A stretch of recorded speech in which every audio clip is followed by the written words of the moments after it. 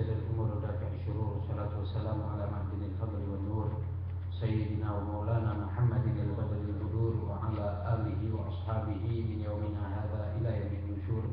اللهم صل وسلم على سيدنا محمد النور المذهب للجهل والكسل والنسيان بنوره في كل لمحة ونفس بعدد كل معلوم لك. سبحانك لا علم لنا إلا ما علمتنا إنك أنت العليم الحكيم. رب اشرح لي صدري ويسر لي أمري واحلل عقدة من لساني يفقهوا قولي وسدد لساني واهد قلبي بحق نبيك سيدنا محمد صلى الله عليه وآله وصحبه وسلم. اللهم ألهمنا علما نفقه به أوامرك ونواهيك وارزقنا فهما نعلم به كيف نناجيك. اللهم أغننا بالعلم وزينا بالحلم وأكرمنا بالتقوى وجملنا بالعافية. اللهم ارزقنا فهم النبيين وحفظ المرسلين وإلهام الملائكة المقربين. اللهم إنا نعوذ بك من علم لا ينفع وقلب لا يخشع وعمل لا يرفع ودعاء لا يسمع برحمتك يا أرحم الراحمين ويا أكرم الأكرمين. Alhamdulillah kita bertemu dan berkumpul dalam majelis malam Selasa. Mudah-mudahan yang berkumpulnya kita Allah Subhanahu wa Ta'ala curahkan rahmatnya, curahkan maghfirahnya kepada kita semua, yang menjadikan kita orang-orang yang diberikan oleh Allah Subhanahu wa Ta'ala pemahaman atas agama kita. Amin ya rabbal alamin. Salawat dan salam berupa juga kita haturkan buat junjungan kita Nabi besar Muhammad sallallahu alaihi wasallam, juga kepada semua keluarga beliau, sahabat-sahabat dan pengikutnya hingga hari kiamat. Ma'asyiral hadirin rahimakumullah. Pada minggu yang lalu kita membahas mengenai syarat-syarat sah salat. Maka sekarang kita akan membahas mengenai bab syurut wujub shalah. Satu bab yang membahas mengenai syarat-syarat wajib salat. Arti syarat wajib salat adalah apabila terkumpul syarat-syarat ini kepada satu orang, yaitu seseorang muslim, maka wajiblah salat atasnya. Yang pertama adalah al-Islam. Wajib salat bagi orang yang beragama Islam. Tidak wajib salat bagi orang kafir asli, dan tidak qada bagi dia apabila dia masuk Islam. Tidak ada qada, karena memang mereka tidak dibebankan syariat atau wajib salat tersebut, sebab mereka memang aslinya kafir. Tetapi kalau terhadap orang murtad, kalau dia kembali ke dalam Islam, maka selama dia murtad wajib dia mengqadha salat. Taghlidan alaih, hukumnya diberatkan kepada orang yang murtad. Alhamdulillah. Jadi misal dia murtadnya setahun, maka dia wajib qadha salat selama setahun. Karena diberatkan hukum bagi orang yang murtad tersebut. Yang kedua, syarat wajib salat adalah al-bulughu, yaitu sudah mencapai baligh. Berarti salat tidak wajib bagi anak yang belum baligh. Dan tanda-tanda baligh, seorang baligh itu ada 3. Yang pertama, bulughu 15 sanatan fi dzakari wal untha. Sampainya umur seorang laki-laki maupun perempuan 15 tahun. Dimulai menghitungnya dari keluarnya semua badannya atau semua tubuhnya dari rahim ibunya. Jadi begitu dia sudah keluar semuanya, pada saat itulah dihitung mulai mulainya dia lahir sampai 15 tahun berikutnya, kalau tidak ada tanda-tanda yang lain. Dan 15 tahun itu adalah 15 tahun qamariyah atau hijriyah. Bukan dihitung dari Masehi, tapi dihitung dari kalender hijriyah. Tahdidiyah. Maksud tahdidiyah adalah 15 tahun tepat. Misalnya dia lahir tanggal 1 Muharram jam 1 siang. Maka tahun berikutnya 1 Muharram jam 1 siang berarti dia sudah baligh. Ya, berarti dia sudah baligh, sudah wajib atas diri orang tersebut untuk sholat. Lalu tanda seorang baligh yang kedua adalah al-ihtilamu fi dzakari wal untha bi 9 sinin. Al-ihtilam artinya keluar mani. baik dia dalam keadaan tidur atau dalam keadaan terjaga, tidak tidur. Pada masa seorang laki-laki dan perempuan mulai dari umurnya 9 tahun. 9 tahun artinya 9 tahun takribiyah. Ya, takribiyah. Ya, ini kira-kira. Maksudnya kalau dia umurnya 9 tahun kurang 15 hari, kurang 14 hari sampai 1 hari gitu, maka itu dianggap balik. Tapi kalau keluar maninya 9 tahun kurang 16 hari atau kurang 17 hari, maka dia belum dianggap balik. Ya, itu yang kedua. Yang ketiga, khusus bagi perempuan, al-haidu fil untha litis'i sinin. Haid bagi perempuan ketika mencapai umur 9 tahun. Jadi ada kemungkinan seorang perempuan haid umur ketika dia berumur 9 tahun. Seperti siapa? Seperti Siti Aisyah. Siti Aisyah beliau keluar haid ketika umurnya 9 tahun. Makanya Nabi Muhammad SAW nikah dengan Siti Aisyah ketika umur beliau 7 tahun. Lalu bercampur atau berhubungan intim ketika umur 9 tahun. Ini kata ulama karena Siti Aisyah sudah mengeluarkan haid, artinya sudah memungkinkan dia untuk hamil. Untuk hamil. Ini ada ulama yang mengatakan itu khusus untuk Rasulullah, boleh menikahi seorang perempuan yang umurnya 9 tahun atau 7 tahun. Kalau orang sekarang mengedepankan hak asasi manusia karena sudah terkontaminasi pikirannya dengan pemikiran-pemikiran barat, sehingga ketika seorang laki-laki kawin dengan perempuan di bawah usia 15 tahun, maka hal tersebut dianggap satu pelanggaran. Satu pelanggaran. Seperti Syekh Puji itu 12 tahun istrinya. Wah, dikasus. Ini subhanallah, kalau Islam hatta perempuan yang masih baru lahir bayi, kalau bapaknya yang menikahkan sah nikahnya. Cuma enggak mungkin lah bercampur sama bayi lah. Mungkin lah. Jadi apalagi yang 12 tahun sangat-sangat sah. Tidak menjadi masalah itu dalam hukum Islam. Ada lagi yang mengatakan kita ini tinggal di Indonesia, hukumnya ada hukum Indonesia. Silahkan ente makan tuh hukum. Hukum Allah mesti kita kedepankan. Kalau hukum di negara hukum Indonesia ketika kita kewajiban kita sebagai warga negara. Tapi kalau masalah ibadat pakai hukum Allah Subhanahu wa taala. Sah atau tidak kawin sama perempuan yang 12 tahun atau yang lebih muda dari 12 tahun? Sah menurut agama Islam. Nah, kalau untuk hubungan intimnya, ya itu tergantung nanti dengan suaminya. Kalau memang si perempuan yang 12 tahun sudah memungkinkan untuk dia berhubungan intim, tidak jadi masalah. Kalau orang kafir, orang Nasara terutama, mereka mengatakan hal tersebut yaitu pelecehan terhadap anak. Nah, ini adalah pemikiran daripada orang-orang Nasara, orang kafir. Sallallahu alaihi wasallam. Jadi seorang perempuan ketika umur 9 tahun haid, maksudnya 9 tahun takribiyah. 9 tahun kurang 15 hari, 14 hari, 13 hari, lalu keluar darah, berarti dia haid. Ya, dengan tafsir yang sudah kita jelaskan masalah haid.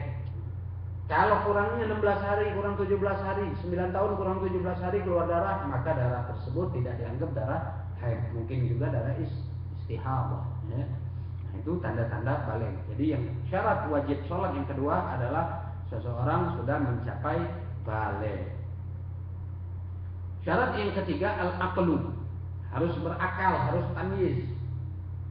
Tidak wajib bagi orang yang gila atau yang bayi belum mumayyiz di bawah 7 tahun, tidak wajib bagi mereka.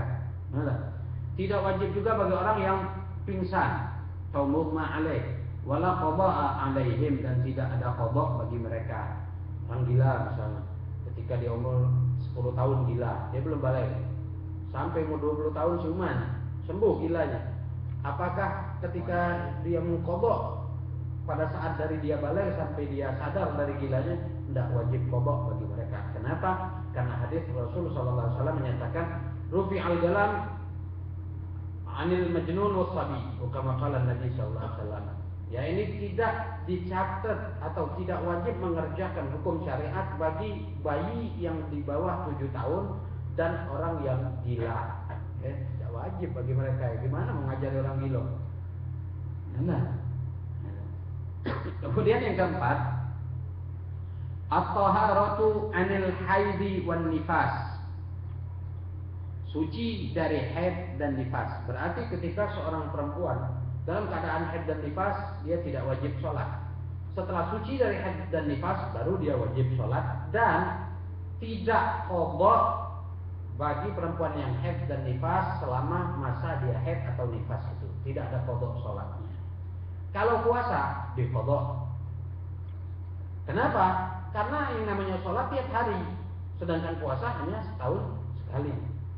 Kemudian juga dikuatkan dari hadis Siti Aisyah ketika ditanya oleh seorang perempuan, beliau menjawab, "Kunna nu'maru bi qada'is shaumi la bi qada'is shalah." Kami, kata beliau, di masa Rasulullah diperintahkan, disuruh oleh Rasulullah untuk mengqadha puasa, tidak disuruh untuk mengqadha salat.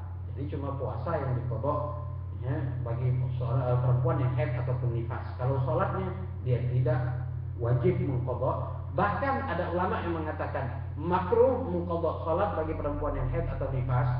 Bahkan ada juga yang mengatakan haram hukumnya perempuan mengqadha salat semasa yang dia tinggalkan semasa dia haid atau nifas. Yang kelima, syarat wajib salat adalah bulughud dakwah. Sampai ini dakwah pada mereka. Kalau tidak sampai dakwah, tidak wajib. Ya, menurut fala yajib alaih al-qadha. Kalau tidak sampai dakwah pada mereka, lalu tiba-tiba sampai, apakah semasa mereka dari balai sampai datangnya seorang yang memberitahu mereka, itu wajib mereka mengqadha salat? Menurut Imam Ar-Ramli tidak wajib.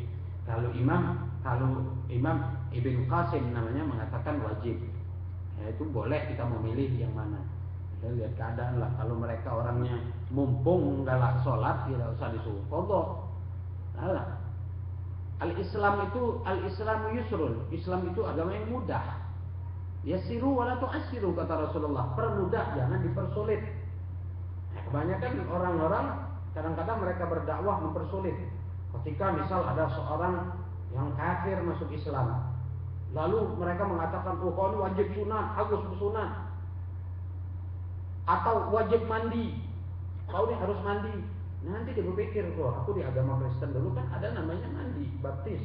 Kok Islam dimandikan juga, berarti sama dengan Kristen, sudah aku tidak jadi. Nah, ini menurut sebagian ulama, kalau dia tidak jadi masuk Islam, gara-gara kita nyuruh dia mandi, maka kita termasuk kafir.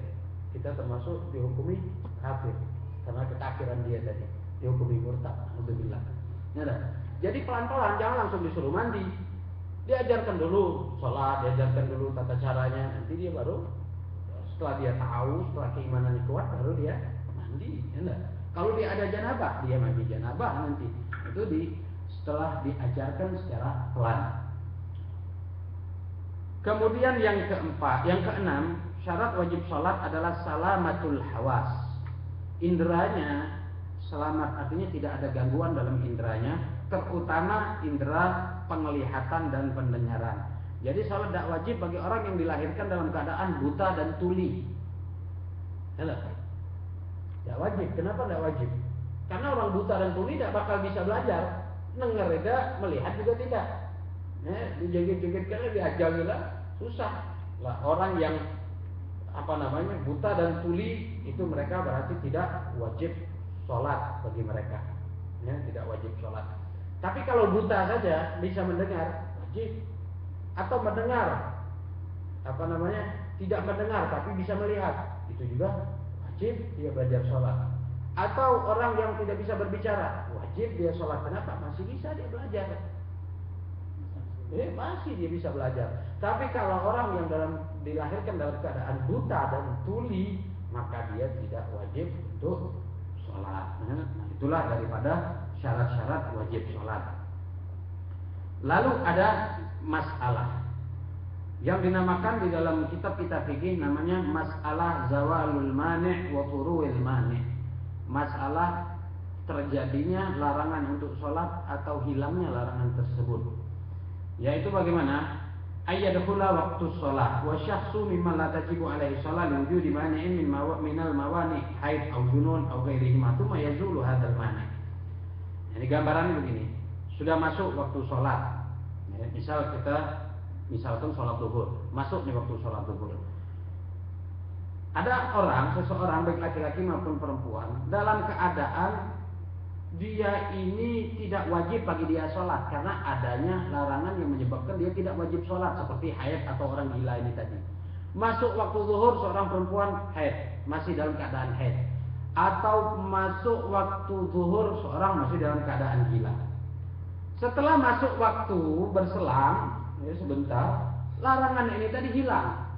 Misalnya perempuan ini tadi begitu masuk waktu zuhur jam 1 udah suci haidnya. Atau orang yang gila ini tadi masuk waktu zuhur jam 1 hilang gilanya. Bagaimana hukumnya? Idza zalal mani'u wa qad baqiya min khurujil waqti qadru takbiratil ihrami fa aktsar ay lahdatan fa aktsar wajib qada'u tilka shalah. Jadi andai kalau hilangnya larangan untuk sholat itu dalam waktu yang sekadar dia masih sempat untuk takbiratul ihram misalnya. Jangankan jam 1. Hilangnya larangan tersebut. Satu takbiratul ihram saja. Misalnya kalau dia sholat takbiratul ihram kemudian masuk waktu asar. Nah pada saat kira-kira waktu takbir ini hilang mani'nya, hilang larangannya tadi. Haidnya suci, gilanya jadi sadar lagi. Maka hukumnya apa? Wajib qada'u tilka shalah. Dia wajib mengqada' sholat tersebut. Misal satu takbiratul ihram kita hitung 2 detik. Takbiratul ihram Allahu akbar. Hitunglah paling panjang 5 detik sudah. Allahu akbar. Orang gila masuk waktu sholat zuhur 5 detik sebelum keluar waktu sholat dia sadar. Maka dia wajib mengqadha sholat zuhur itu tadi. Begitu juga seorang perempuan yang haid. Ketika 5 detik lagi sebelum keluar waktu sholat zuhur sudah suci, maka si perempuan ini wajib mengqadha sholat zuhur itu. Wajib dia mengqadha sholat zuhur ini. Wa yajibu qada'u ma qablaha idza kanat tujma'u ma'aha. Juga wajib mengqadha sholat kalau sholatnya bisa dijamak 2 sholat ini. Seperti apa? Ayazul al-mani'u waqta salatil asri fayajibu alaihi ada'uha wa qada'u zuhur. Maniknya hilang di waktu asar misalnya. Di waktu asar seorang perempuan hilang suci. Atau orang yang gila tadi dia sadar di waktu asar. Asar ini bisa nggak dijamak dengan zuhur? Bisa kan? Baik jamak takdim atau jamak takhir bisa kan? Nah berarti dia sholat asarnya adaan dan dia wajib sholat zuhur qada'an. Dia wajib mengqadha zuhur. Yang kedua, ayyazul al-mani waqta sholatil isya fa yajibu ada'uha wa qada'ul maghrib. Ada 2 gambaran sama dengan itu tadi. Kalau hilang larangannya itu di waktu isya, berarti isya sampai maghrib bisa dijamak. Dia sholat isya adaan dan sholat maghrib qada'an. Itu namanya masalah zawalul mani, hilangnya larangan. Nah, lalu sekarang masalah terjadinya larangan dia sholat ini. Gambarannya apa? Ayyadkhulal waqt wa syakhsu mimman tajibu alaihi shalah thumma tara alaihi mani' yamna wujub as-shalah haidun aw junun aw ghairuhuma. Gambarannya masuk waktu sholat dalam keadaan dia ini wajib sholat. Misal masuk waktu zuhur dia wajib sholat. Tiba-tiba terdapat halangan bagi mereka. Masuk waktu zuhur lalu haid, masuk waktu zuhur gila misalnya seseorang. Maka hukumnya apa? Kita lihat dulu. Yang pertama, idza qara'a hadzal mani wa qad madha min dukhulil waqti qadru salatil fardhi faqat idza amkana taqdimu at-tahara qabla dukhulil waqti ka wudu'is salim wal ghusl fa 'alaihi al-qada'. Kalau terjadinya larangan itu sudah lewat dari waktu, andai kalau dia sholat dia dapat sholat. Misal masuk waktu zuhur Seseorang sholat kita hitung misal 10 menit. Waktu zuhur lewat 10 menit, dia belum sholat. Lalu setelah lewat dari waktu zuhur 10 menit ini, dia seorang perempuan atau seorang laki-laki gila. Maka apa? Kalau memungkinkan, dia berwudu dulu atau toharoh dulu sebelum masuk waktu, seperti mandi, wudu dan lain sebagainya, maka dia wajib mengqadha sholat pada saat dia ada mani itu. Amma idza lam yamdi qadrul fardhi fala qada'a alaih. Kalau terjadinya larangan itu sebelum waktu, kalau dia sholat cukup sholat fardu. Misal tadi sholat fardunya 10 menit, baru 3 menit haid perempuan itu tadi, baru 3 menit seorang gila misalnya, maka dia tidak wajib mengqadha sholat tersebut. Kenapa? Belum lewat waktu. Andai dia sholat 4 rakaat sholat zuhur ini cukup. Paham? Begini, masuk waktu zuhur, seseorang wajib sholat, dia tidak ada haid, dia sadar tidak gila. Lalu tiba-tiba setelah masuk waktu zuhur lewat 10 menit haid, dia belum sempat sholat. Kira-kira sholat itu ukurannya 10 menit. Iya, misal sholat zuhurnya itu 10 menit, misal. Jarang-jarang orang sholat 10 menit, misal 10 menit sholatnya. Lalu masuk waktu zuhur lewat 10 menit, dia belum sholat, keluar haid atau seorang gila, maka dia wajib mengqadha sholat zuhur yang dia pada saat itu tadi. Kalau kurang dari 10 menit, tidak wajib dia mengqadha sholat itu. Karena bisa lengkap gitu loh. Dalam keadaan Nanti ditanya. Wa idza fara al-mani' wa qad madha min dukhulil waqti qadru sholati wa taharati. Idza lam yumkin taqdimu taharah katayammumin wa wudu'in da'imin hadath salisil bawl wal madhi al-mustahadha fa 'alaihi al-qada'u kadzalik. Wa amma idza lam yamdi qadru taharah wal fardhi fala qada'a 'alaihi. Kalau terjadinya mani, sedangkan waktu sudah lewat daripada qadar sholat dan toharoh. Misal masuk waktu zuhur, kalau dia berwudu misal 3 menit, sholatnya 7 menit, 10 menit sudah lewat dari waktu zuhur. Lalu dia tidak memungkinkan bagi diri dia ini untuk toharoh, seperti tayamum, wudu dan lain sebagainya, maka dia juga harus qadha juga sholat tersebut, begitu. Nah, itu namanya turun mani. Itu aja masalahnya. Enggak gampang. Kemudian masalah selanjutnya yaitu qadha shalah. Wajib mengqadha salat fardu yang ditinggalkan secara mutlak, baik sengaja maupun tidak sengaja. Artinya apa? Yang namanya qadha salat itu wajib. Bukan sebagian orang Mu'tazilah atau sebagian Wahabi mengatakan, ya kalau sudah tinggal tidak baca diqadha lagi, tidak baca kembali lagi, berarti nanti harus banyak istighfar. Enggak, ada qadhanya. Salat itu ada.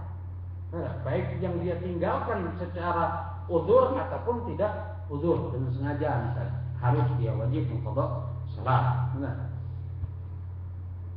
cuma bedanya as-salawatul fa'ita bighairi udhrin yajibu qada'uha 'alal fawr. Salat yang dia tinggalkan dengan tanpa udzur itu wajib segera dia qadha. Itu wajib. Kalau dia menunda-menunda berarti berdosa. Ya. Wala yajuzul istighalu bin nawafil wa ghairiha hatta tuqda. Tidak boleh dia melakukan salat sunnah sebelum dia mengqadha salat wajib. Nah, bagaimana dia mau melakukan sunnah sedangkan dia ada hutang yang fardu? Ya, itu ininya. Kemudian kalau mengqadha salat yang dia tinggalkan karena udzur, itu tidak wajib langsung, cuma hukumnya sunnah. Ya, cuma hukumnya sunnah. Wajib tertib fi qada'il fawaid bi ghairi udhrin. Wajib tertib mengqadha salat yang tanpa udzur tadi. Dia harus subuh, zuhur, asar, maghrib, isya gitu loh. Kalau yang ada udzur tidak wajib. tertib itu. Ya. Maksudnya tertib itu urutannya. Kalau waktunya tidak mesti kapan saja boleh. Habis subuh boleh. Habis subuh misal kita sholat subuh, lalu qadha asar, qadha zuhur, qadha asar, qadha maghrib, qadha isya. Nah, itu tidak ada larangan kapanpun mengqadha sholat. Cuma bagi orang yang meninggalkan sholat dengan sengaja, dia mengqadhanya harus tertib. Kalau yang tidak sengaja seperti sakit yang memang tidak bisa dia untuk sholat misalnya, maka mengqadhanya tidak mesti tidak wajib dia segera, cuma sunnah. Kemudian juga tidak wajib dia secara tertib atau berurutan. Gitu. Nah, tapi sebaiknya walaupun sholat yang kita tinggalkan tanpa uzur, sebaiknya segera kita qadha. Kenapa? Agar terlepas beban kita, beban kewajiban kita terlepas. Tapi maksudnya itu cuma di pembicaraan bahwa terlepas beban. Pada hakikatnya sholat itu bukanlah beban. Makanya sehabis sholat dianjurkan membaca Astaghfirullahaladzim, bukan Alhamdulillah. Sebagian orang sering beberapa kali dengar kalau udah Assalamualaikum warahmatullahi wabarakatuh, Alhamdulillah. Pecah beban, sholat itu dianggap beban, jadi sudah terlepas beban Alhamdulillah. Padahal mestinya Astaghfirullahaladzim, Astaghfirullahaladzim, sunnah mengusap dahi kita 3 kali. Astaghfirullahaladzim. Alhamdulillahnya kita anggap ibadah itu nikmat. Ya, tidak jadi masalah. Cuma tidak afdol. Seafdolnya dibaca Astaghfirullahaladzim. Kalau Alhamdulillah itu ada kesan satu beban itu lepas gitu loh. Iya. Jadi sholat itu bukanlah beban sebenarnya, memang kewajiban. Memang kodrat kita, Allah ciptakan kita bahwa kita harus sholat. Jangan dianggap beban. Makanya sungkan-sungkan gitu. Jangan juga dianggap satu mesti. Tapi anggaplah ibaratnya makanan pokok untuk kita itu sholat. Jadi kalau ibarat makanan pokok, kalau kita tidak makan, bagaimana lah? Nah, begitulah sholat itu. Jadi seger kita melakukannya. Kalau dianggap satu beban, dianggap satu kewajiban, ya Allah, ya sungkan-sungkan. Nah, itu jadi itu mengenai syarat wajib sholat. Lalu sekarang a'dzarus sholat, uzur sholat. Uzur sholat ada 4 cuma. Di dalam Zubat Imam Ahmad bin Arsalan mengatakan la udra fi ta'khiriha illa lisahin linaumin aw lil jam'i la aw lil ikrah. Tidak ada uzur mengakhirkan salat dari waktunya, apalagi meninggalkan salat, kecuali ada 4. Pertama an-naumu, ketiduran. Tidur. Misal masuk waktu zuhur, kita tidur. Nah, ini lihat. Kalau tidurnya kita bakal meninggalkan sholat zuhur, maka tidur kita jadi haram. Tapi kalau tidur sebelum zuhur, tidak haram. Walaupun kita bangunnya jam 4, karena jarang terjadi. Tidur jam 11, bangun jam 4 itu jarang. Dan juga hukumnya, kalau orang yang tidur setelah masuk waktu sholat, dia tidur, wajib bagi kita yang tahu membangunkan orang yang tidur tersebut agar dia sholat. Tapi kalau orang yang sebelum waktu sholat dia tidur, misalnya jam 11 siang dia tidur, ini cuma sunnah bagi kita untuk membangunkan atau mengingatkan orang tersebut agar sholat. Enggak. Jadi kalau ketiduran tidak dianggap berdosa kalau dia sampai meninggalkan sholat. Tapi maksudnya meninggalkan tetap sholat lagi. Tidur jam 11, bangun jam 4, ya sholat zuhurnya. Cuma berdosa tidak berdosa. Itu banyak. Yang kedua, an-nisyan, lupa. Saking asyik lupa ini karena sesuatu yang mubah. Itu hukumnya. Kalau yang makruh atau yang haram tidak dianggap lupa, tapi ngelupo. Misal apa? Yang makruh main catur. Yang haram hukum misalnya lupa sampai waktu sholat, masuk waktu sholat, ya Allah, lewat waktu sholat zuhur atau waktu sholat isya, ini sudah subuh misalnya bagi yang hukum, maka hal tersebut tidak dianggap lupa, tetap berdosa dia meninggalkan sholat isya itu, dan wajib dia qadha dengan segera. Tidak dianggap lupa. Lupa itu kalau dari satu yang mubah atau yang sunnah atau yang wajib. Misal orang bekerja, saking asyiknya bekerja, lupa dia. Begitu dia lihat jam, ya Allah sudah jam 4. Saking asyiknya bekerja. Nah ini dianggap tidak berdosa, tapi dia wajib juga tetap qada sholat tadi. Yang ketiga al-jam'u, menjamak, jamak takhir. Ya, sholat asar di waktu, sholat zuhur di waktu asar, sholat maghrib di waktu isya, maka mengakhirkan sholat itu tidak berdosa. Kenapa? Karena memang dia dalam keadaan dapat rukhsah, dapat satu bonus dari Allah Subhanahu wa taala. Misal dia musafir atau dia sakit, maka menjamak takhir satu sholat tidak berdosa. Yang keempat adalah al-ikrah, orang yang dalam ancaman. Ada syarat-syaratnya. Orang yang mengancam itu memang benar-benar melakukan apa yang dia ancamkan. Yang kedua, kita atau orang yang dalam keadaan terancam, dia tidak mampu untuk melawan orang yang mengancam. Syarat yang ketiga, tidak prasangka orang yang dalam keadaan terancam itu, kalau aku melawan maka dia akan benar-benar melaksanakan apa yang dia ancam. Lalu yang keempat, di sana tidak ada pilihan, cuma itu saja. Misal seorang ditangkap orangnya badan besar, megang pistol, dan dia ini terkenal pembunuh. Lalu dia mengatakan, kita ngomong sama dia, maaf, masuk waktu zuhur, boleh saya sholat sebentar? Kalau kamu sholat, saya tembak. Kalau kita melawan, ini badannya besar, kemudian dia ini memang terkenal pembunuh, tidak segan-segan nembak orang, nah itu tidak apa-apa. Sholat kita tidak mengakhirkan, nantilah sholat setelah dia tidak mengancam lagi atau sudah ada memungkinkan waktu untuk sholat, baru kita sholat. Tapi kalau yang ngancam anak kecil, walaupun dia pegang pistol, ya bisa lah kita kantong pala misalnya. Yang penting apa? Ketika dalam keadaan diancam, bukannya kita senang, itu lah. Terutama masalah puasa. Puasa juga kalau dalam keadaan diancam, harus kau makan tidak berdosa. Jangan deh, alhamdulillah kau ngancam aku, memang lapar nih. Tidak boleh ya. Jangan ada bersyukur gitu. Juga di sana tidak ada pilihan. Kalau kau sholat sekarang kau tembak, tapi kalau kau sholat sejam lagi kau boleh. Nah, itu ya sudah, tunggulah sejam lagi lah. Nah, itu tidak ada pilihan. Itu baru mengakhirkan sholat tidak berdosa. Nah ini dulu pada malam hari ini. Fadol, barang siapa yang ingin bertanya silakan bertanya.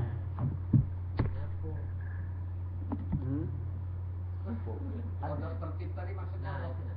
Ya itu artinya zuhur, misalnya zuhur dulu baru asar dulu baru subuh, maghrib, urutan. Misalnya ini, kalau habis subuh kita pondok subuh. Dua kali. Subuh. Iya, misalnya subuh asar, pondok asar yang dulu. Kalau subuh kondonya pas subuh, dan kondonya ke asar. Subuh, kodoknya subuh. Iya, asar. Kemudian langsung habis sholat subuh, misalnya kita kodok subuh, kodok zuhur, kodok asar, maghrib, isya. Kebanyakan. Iya kalau kebanyakan yang dikit. Habis subuh kodok subuh, habis zuhur kodok zuhur, habis asar kodok asar. Iya. Kalau musuh itu waktu yang agak luang itu kan subuh. Habis subuh itu sudah subuh, enggak zuhur, asar. Nah, soalnya ada pernah dengar ini hadis. Katanya kalau kita nak sholat kondisi ngantuk, maka disuruh tidur dulu. Ada hadisnya. Kenapa? Kita waktu nak sholat disuruh tidur dulu waktu kalau ngantuk. Kalau ngantuk, memang kalau masih waktunya panjang, waktu sholatnya panjang, ya sebaiknya tidur dulu sebentar. Tapi kalau mepet, sudah, misalnya kalau kita sholat zuhur 4 rakaat ini, kalau waktunya cukup untuk 4 rakaat misalnya, ya jangan tidur dulu. Kalau tidur lewat memang sholat orang yang ngantuk, nahan kentut, nahan buang air besar, nahan buang air kecil itu makruh. Dengan catatan kalau waktunya masih panjang. Walaupun kita di tengah-tengah masjid. Kalau ada rasa pengen ngentut, batalkan sholat lalu kita keluar. Jangan ngentut di tengah masjid. Kalau ngentut di tengah masjid ya mengganggu orang-orang yang sholat. Ada. Jadi dibatalkan dulu sholatnya dengan niatku keluar dari sholat. Atau niatku membatalkan sholat. Udah langsung kita keluar baru buang anginnya. Kenapa? Karena nahan angin, nahan kencing dan nahan buang air besar itu tidak bakal khusyuk sholat. Kalau was-was, Maksudnya? Was-was. Pengen kentut, pengen aja, cuman tidak yakin ngentut. Iya. Cuman Itu was-was. pecah dasar setan tadi. Nak ngentut, cuman yakin gitu Tidak dalam ngentut. ngentut. Kalau was-was itu dilawan terus kan. Kan seperti kita lagi tegak. Iya. Ya, urat itu goyang loh. Itu bukan kentut, itu namanya setan. Itu gangguan dari setan. Oh, itu setan itu. Kalau Yang dipegang setan ini. Mana? kalau perasaan tadi tidak Pak di sini. Kalau taradud seperti itu sudah batal kan sholatnya. Yakin kan? Tanya, kita kan balainya 9 tahun balai. Sekarang kan 9 tahun, umpamanya umur 16 tahun, 17 tahun baru sholat. Nah yang sekian tahun itu pondoknya itu berapa tahun? Pondok sholat itu. Kodok sholatnya itu ala qadril istita'ah. Ala qadril istita'ah itu begini Bu. Memang kalau kita mau lihat yang mana baiknya, misal seorang balik 9 tahun, hitung baliknya 15 tahun lah. Orang balik 15 tahun. Lalu umur dia 40 tahun. Berarti dia mengkodok sholat berapa? 25 tahun. Kalau 25 tahun kapan lagi selesainya? Kalau dia mau mengkodok sholat, ya memang dihitung berapa sih jumlah sholat yang ditinggalkan selama 25 tahun itu. Ya akan susah. Nah, makanya ulama mengatakan kodoknya itu ala qadri istita'ah kalau sudah banyak. Kalau sudah terlampau banyak sudah. Kita kodok sebanyak mungkin, semampu kita. Kira-kira kita ngerasa cukup. Jangan seminggu udah tuh, bagus seminggu. Pecahnya banyak kodok. Loh, bagus seminggu sedang ke 25 tahun ini gimana? Lah.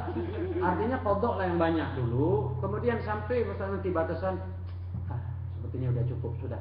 Selebihnya kita banyak-banyak istighfar, tobat nasuhah, benar-benar tidak mau meninggalkan sholat lagi. Allah Maha Mengampuni. Itu hutangnya sama Allah. Kalau hutang manusia, atas 40 tahun masih ditagih. Enggak, itu kalau Allah. Kalau sholat agak nyimpang. Kalau kita sholat berjamaah, yang makmumnya belum balik, hukumnya cak mana? Makmumnya. Iya. Itu niatnya niat imam atau firaq? Atau cak mana? Berdiri.